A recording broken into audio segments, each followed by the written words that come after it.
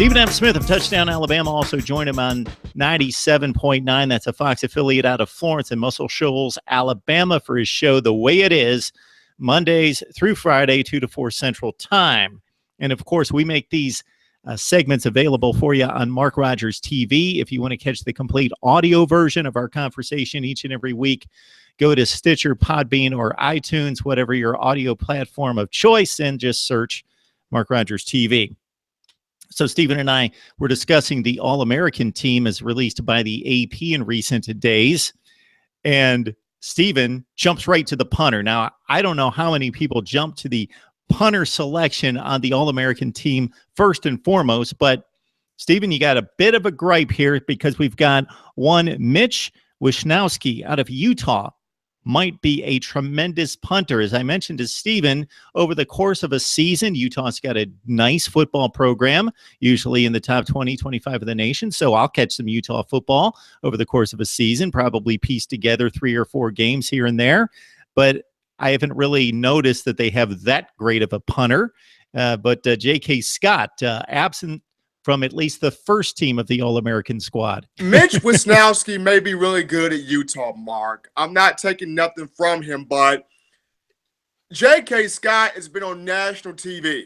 And this is, for Alabama fans and Alabama program, period, this is the best leg you have. And J.K. Scott, since his freshman year, his first punt of his college career against West Virginia, the ball traveled 63 yards.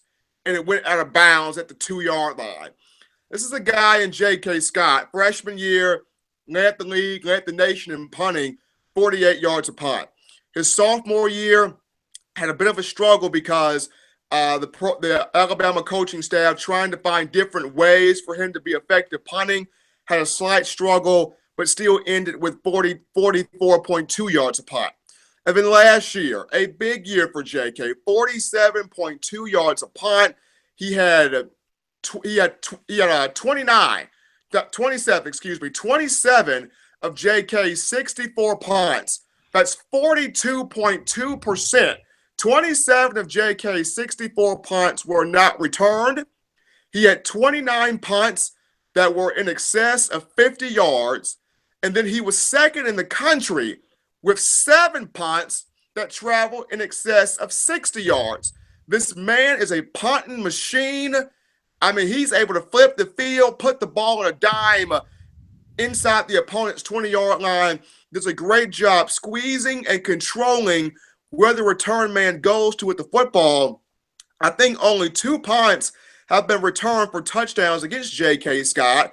One of them came at the hands of Christian Kirk in 2015 when Alabama took on Texas A&M.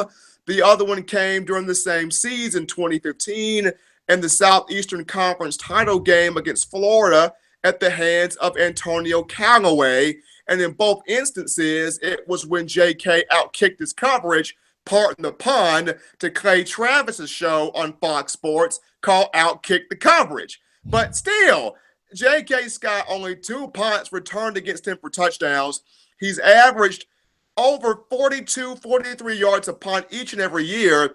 And I even go back to last season, the Ray Guy Award said he did not qualify for the semifinalist list based on he didn't punt the ball enough or he didn't have enough attempts. JK had 64 attempts last year. The guy from Ohio State, Cameron Johnston, had 56 punts. JK 64, Cameron Johnston 56. However, Johnston qualified and JK did not. I do not, for the life of me, understand that. And to my gripe, I mean, I get it. JK made the first team list. He made the second team list. And Mitch Wishnowsky probably is good. But when you got a kid in J.K. Scott who's been broadcasted on national TV every single week and he's not a first-team punter, baffles me.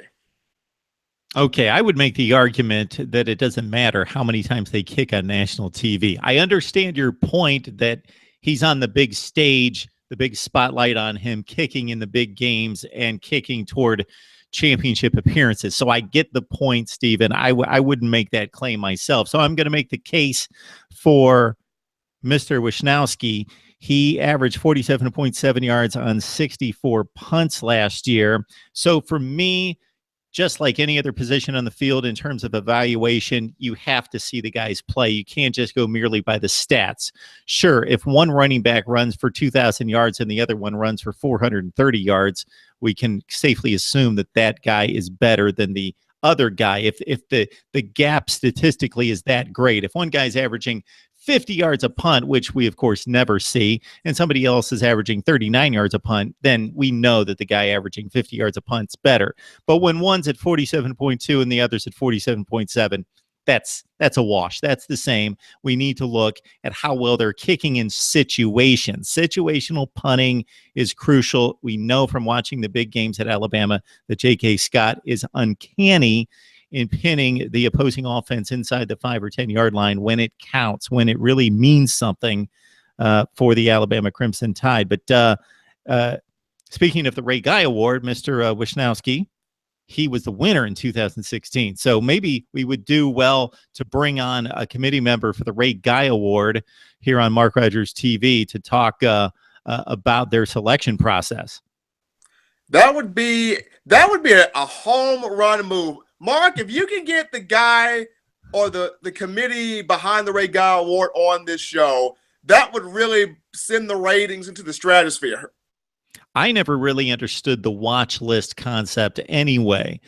When we start a Major League Baseball season, an NFL season, an NBA season, we don't have a watch list for the MVP. It basically turns out that whomever emerges as the best player and the best team, whatever your criteria, anybody's eligible. If we had never heard of the guy before the season started and he throws 50 touchdowns in an NFL season, well, he's going to win the MVP. We didn't have to have him on a watch list to start the season. I know that there are many more teams playing and there has to be a compilation, so it's a little bit more manageable that, okay, we have 130 FBS teams. Let's get a list of 25 guys so we have a manageable list to be able to focus on these guys being projected as the best. And let's keep an eye on these guys because they should be vying for this award.